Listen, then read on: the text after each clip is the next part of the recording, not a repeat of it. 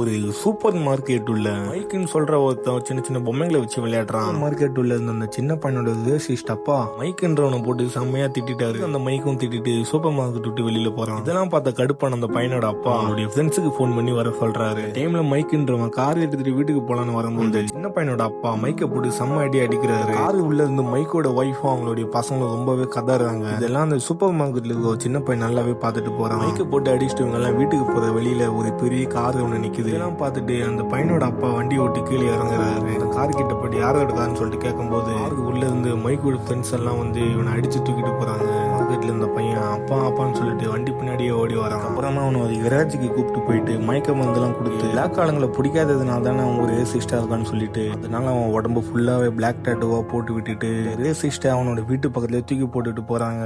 அவன் கார் கண்ணாடியில் அவனோட முகத்தை பார்த்து ரொம்பவே ஷாக் ஆகுறான். டைம் அவனோட ஒய்ஃப் வீட்டுக்குள்ளே அவரை வந்துட்டாங்கன்னு சொல்லிட்டு கன்னெல்லாம் எடுக்கிறாங்க. அவனும் வீட்டுக்கு வரதை ஓபன் பண்ணிட்டு உள்ள வரான். மட்டும் இல்லாம அவன் பார்க்க கருப்பா இருக்கிறதுனால அவனுக்கு ஒய்ஃபுக்கு அவன அடையாளமே தெரியல. ஒய்ஃப் நீ வீட்டை விட்டு வெளியே போய் யார் நீன்னு சொல்லிட்டு சொல்றாங்க. நான் தான் உன்னோட ஹஸ்பண்ட் சொல்லிட்டு அவனும் சொல்லும் போது இதெல்லாம் கேட்ட இவனோட ஒய்ஃப் ரொம்பவே ஷாக் ஆகுறான். மட்டும் இல்லாம இவன் பின்னாடி இருக்க இவனோட பையன் பிளாக் அமெரிக்கன்ஸ் வீட்டுல வந்துட்டாங்கன்னு சொல்லிட்டு இவனையும் ஷூட் பண்ணிடுறான். இது வரைக்கும் நீங்க நம்ம சேனலை சப்ஸ்கிரைப் பண்ணலன்னா மறக்காம சப்ஸ்கிரைப் பண்ணிடுங்க.